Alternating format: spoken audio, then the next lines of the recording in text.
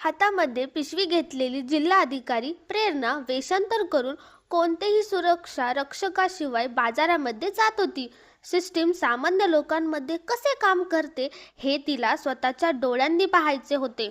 फिरता फिरता तिची नजर एका पाणीपुरीच्या ठेल्यावर पडली, जिथे रामू नावाचा एक मध्यमवयीन माणूस वेगाने पाणीपुऱ्या भरून ग्राहकांना देत होता. त्याच्या चेहऱ्यावर घाम होता, पण डोळ्यात एक वेगळेच समाधान होते. प्रेरणा त्या ठेल्याजवळ जाऊन उभी राहिली आणि म्हणाली, भैया, एक प्लेट पाणीपुरी द्या. रामूने हसून तिच्याकडे पाहिले आणि विचारले, हो मॅडम, सांगा, तिखट खाणार की गोड? प्रेरणाच्या डोळ्यात मिश्किलपणा चमकला. ती म्हणाली, एकदम तिखट बनवा, मज्जा येईल अशी. रामू म्हणाला, बस मॅडम, आत्ताच बघा. आणि त्याने आपली कला दाखवायला सुरुवात केली. त्याने एक पाणीपुरी घेतली, त्यात पांढरे वाटाणे आणि बटाट्याचा मसाला भरला आणि पुदिना आणि चिंचेच्या तिखट पाण्यात बुडून ती प्रेरणाच्या दिशेने वाढली. प्रेरणाने जशी पाणीपुरी तोंडात टाकली तसंच लोकांच्या हसणं खिदळण्याचा आवाज अचानक शांत झाला.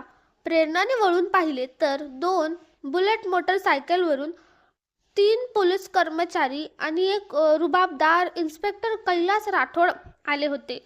त्यांची मोटरसायकल अगदी त्याच्या ठेल्यासमोर येऊन थांबली.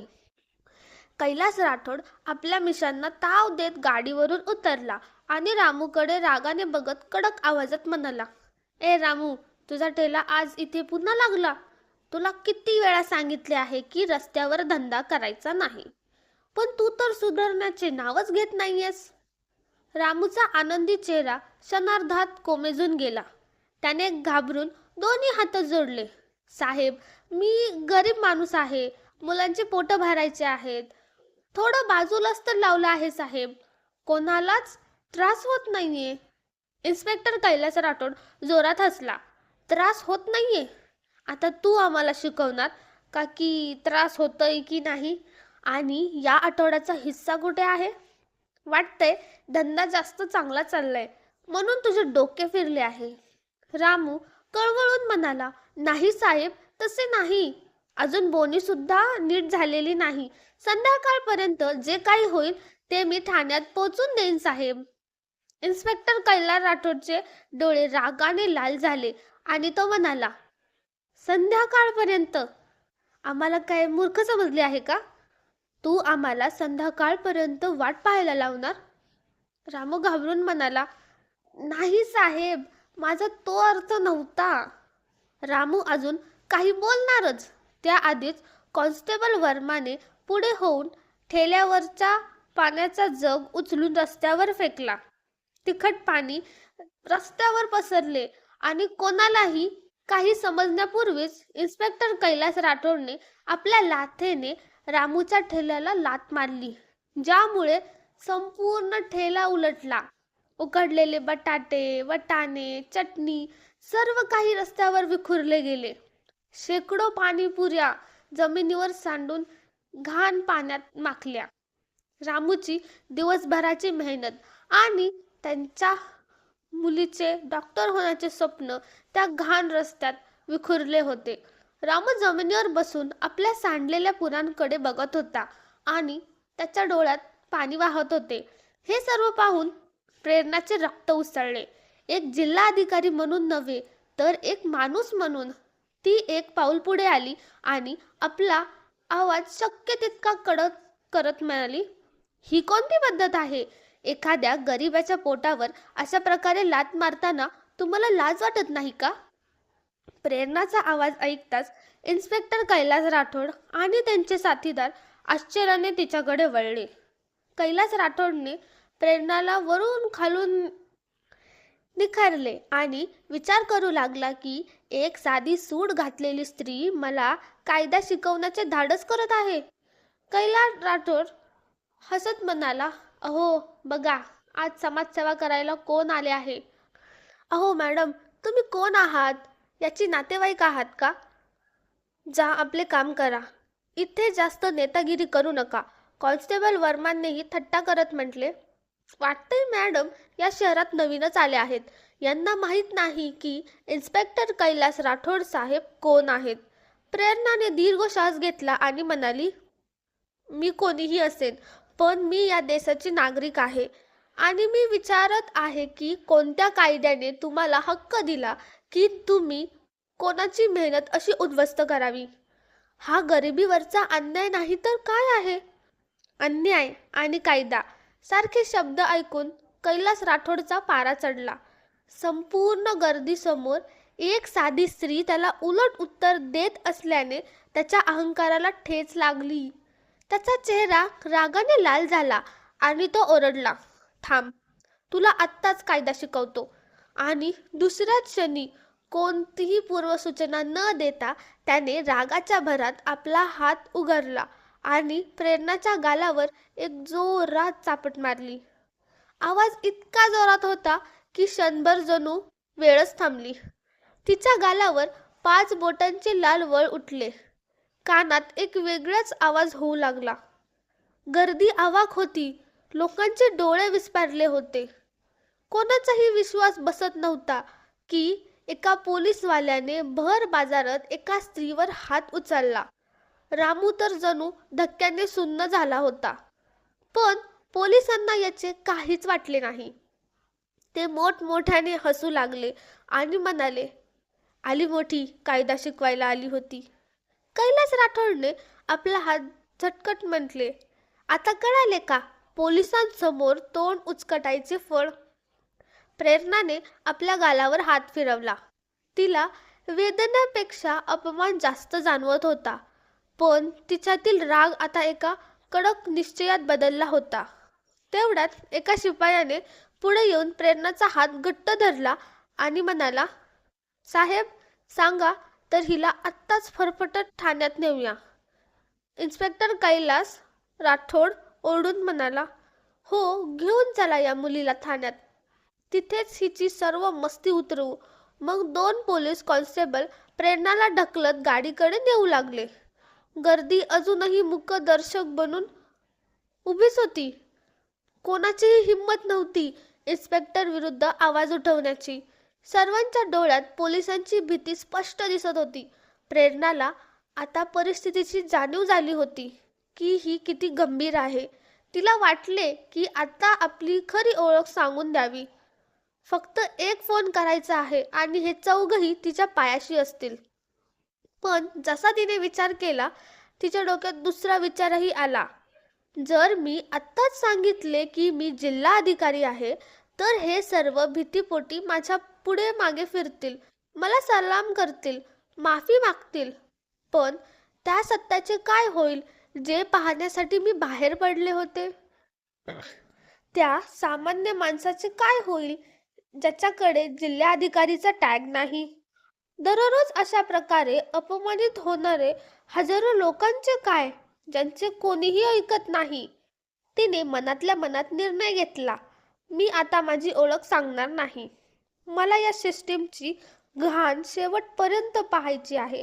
मला जाणून घ्यायचे आहे की हे लोक एका सामान्य असहाय्य स्त्रीसोबत किती खालच्या थराला जाऊ शकतात. हे नाटक अजून चालेल. तिने कोणताही विरोध केला नाही. पोलिसांनी तिला जबरदस्ती गाडीत बसवले आणि गाडी सुरू होऊन पोलीस स्टेशनच्या दिशेने निघाली. प्रेरणा शांत बसून राहिली. तिचा चेहरा शांत होता, पण तिच्या डोळ्यात एक वादळ गोंगावत होते. वाटत पोलीस घाणेरड्या पद्धतीची थट्टाही करत होते. ठाण्यात पोहोचतात तिला गाडीतून जणू ओढून उतरवले गेले. कैलास राठोडने ओरडून आदेश दिला, टाका हिला लॉकअपमध्ये. एका महिला कॉन्स्टेबलने प्रेरणाला पकडले आणि महिलांच्या लॉकअपच्या दिशेने ढकलून बाहेरून लोखंडी दरवाजा बंद केला. लॉकअपमधील वातावरण नरकापेक्षा कमी नव्हते. एक छोटी खोली, कोपऱ्यात घाण साचलेली होती. एक दुर्गंधीयुक्त ब्लँकेट कोपऱ्यात पडलेले होते. तिथे आधीच सुमन आणि प्रिया नावाच्या 2 स्त्रिया घाबरलेल्या बसल्या होत्या.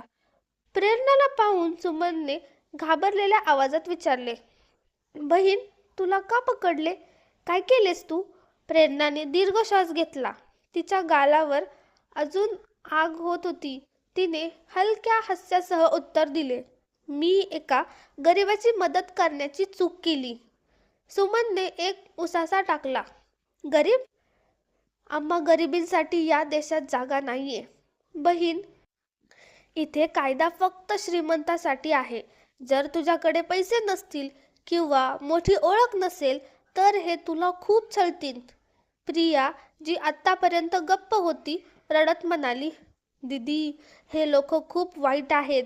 मी फक्त माझ्या पसंतीच्या मुलाशी लग्न करण्याचा विचार केला होता, तर माझ्या घरच्यांनीच मला पोलिसांकडून पकडून दिले. हे लोक मला सकाळपासून मारत आहेत. सांगत आहेत की कबूल कर की तू चोरी केली आहेस. प्रेरणाचे हृदय दचकले. हीच जमिनीवरील हकीकत होती.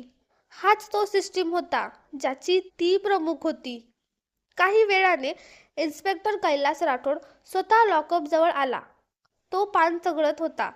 त्याने लॉकअपच्या सळीतून प्रेरणाकडे बघत म्हटले, तर मॅडम, समाजसुधारक कसा वाटला आमचा सरकारी पाहुणचार? प्रेरणाने न घाबरता त्यांच्या डोळ्यात बघून म्हटले, इन्स्पेक्टर, तू हे चांगले केले नाहीस. तू तुझ्या वर्दीचा अपमान केला आहेस. कैलास राठोड जोरात थुंकला. वर्दीचा धडा मला नको शिकूस. गुपचाप या कागदावर सही कर. त्यात लिहिले आहे की तू सरकारी कामात अडथळा आणला आणि नशेत धिंगाणा घातला. सही कर आणि इथून चालती हो. प्रेरणाने कागदाकडे पाहिले आणि म्हणाली, मी कोणत्याही खोट्या कागदावर सही करणार नाही. मी कोणतीही चूक केलेली नाही. कैलास राठोड हसला आणि म्हणाला, नाही करणार? ठीक आहे. इथेच मच्छर चावतील तेव्हा अक्कल ठिकाणावर येईल. मग त्याने एक घाणेरडे हास्य दिले आणि म्हणाला, दुसरा मार्गही आहे आमच्याकडे. प्रेरणाला समजले की त्याचा इशारा कोणत्या दिशेला आहे. तिला त्याची घृणा वाटली. ती म्हणाली, जे करायचं आहे ते करा. मी सही करणार नाही. त्यानंतर कैलास राठोड रागवला आणि म्हणाला, वर्मा, हिला आत ने आणि नीट समजव की पोलिसांचे ऐकले नाही तर काय होते. प्रेरणाचे हृदय क्षणभर जोरात धडकले. 2 शिपाई लॉकअपमध्ये आले. चल बाहेर निघ. प्रेरणा जागेवरून हलली नाही. अचानक एका शिपायाने पुढे होऊन प्रेरणाची केस जोरात धरून ओढले. ऐकू येत नाही का? साहेब बोलवतायत. वेदनेची एक तीव्र लाट प्रेरणाच्या शरीरातून धावली. शिपाई हसून म्हणाला, मोठी आली न्यायाची देवी. इथे आमचा कायदा चालतो, समजलं? त्यांनी प्रेरणाला जबरदस्तीने ओढत एका अंधाऱ्या खोलीत नेऊन जमिनीवर ढकलून दिले. इन्स्पेक्टर कैलास राठोडही तिथे आला. त्यांच्या हातात लाकडी काठी होती. आता सांग. त्याने काठीवर हात मारत विचारले, सही करतेस की काठी तुझी समाजसेवा बाहेर काढू? प्रेरणाने डोकं वर करून त्याच्या डोळ्यात पाहिले. तिचे रक्त उसळत होते. ती क्रूरतेची सीमा होती. प्रेरणाने पूर्ण ताकदीने म्हटले, मारा मला, पण लक्षात ठेवा, प्रत्येक जखमेचा हिशोब द्यावा लागेल तुम्हाला. कैलास राठोड हसला. कोण घेणार हिशोब? तू? आता बघ, तुला दाखवतो तुझी नेतागिरी. इतके बोलून त्याने काठी हवेत उगारली. प्रेरणाने डोळे बंद केले. तिला वाटले आता ओळख सांगण्याची वेळ आली आहे. पण तेवढ्यात बाहेरून कोणाच्या तरी पावलांचा आवाज आला. दरवाजा जोरात उघडला. एक दुसरा पोलीस अधिकारी, एसीपी आत आला. तिथे काय चालले आहे? राठोड, ही स्त्री कोण आहे? आणि हा आवाज कसला? कैलास राठोड गडबडला. त्याने काठी मागे लपवली. सर, ही स्त्री खूप उद्धट आहे. सरकारी कामात अडथळा आणत आहे. एसीपीने संशयाने पाहिले. तर तू एका स्त्रीवर बळाचा वापर करत आहेस? प्रेरणाने एसीपीच्या डोळ्यात पाहून म्हटले, ऑफिसर, जर तुम्हाला कायद्याची थोडीही समज असेल तर तुम्हाला माहिती असेल की महिला कॉन्स्टेबल शिवाय रात्री एका महिलेला असे त्रास देणे बेकायदेशीर आहे. एसीपी काही क्षण शांत राहिला. त्याला जाणवले की ही स्त्री सामान्य नाही. तिच्या बोलण्याची पद्धत आणि डोळ्यातील राग काहीतरी वेगळेच सांगत होता. त्याने राठोडला विचारले, पुराव्याशिवाय हिला का बंद केले? एसीपीला जास्त प्रकरणात पडायचे नव्हते. त्याने प्रेरणाला पुन्हा लॉकअपमध्ये नेण्याचे आदेश दिले.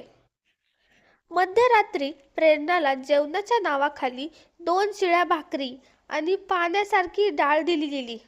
अख्खी रात्र मच्छर तिला चावत राहिले. सुमन आणि प्रियाच्या रडण्याचा आवाजही येत राहिला. प्रेरणा झोपू शकली नाही. ही रात्र तिच्यासाठी एक धडा होती. ही रात्र तिला सांगत होती की तिचे काम किती कठीण आहे. ही रात्र तिच्या डीएम असण्याची खरी परीक्षा घेत होती.